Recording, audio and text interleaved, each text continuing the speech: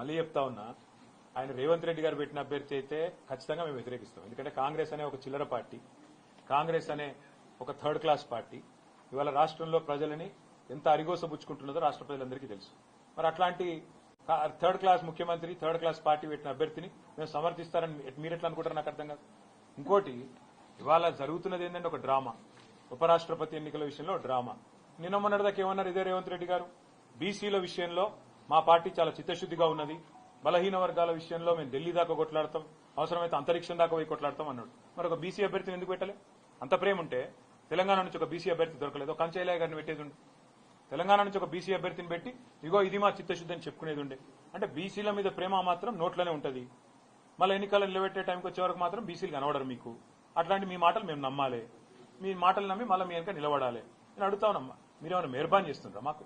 మేము సర్వస్వతంత్రమైన పార్టీ, మేము డెఫినెట్ గా ఎన్డీఏలో లేము, ఇండియాలో లేము. మేము మా మోడీ మా బాస్ కాదు, రాహుల్ గాంధీ మా బాస్ కాదు.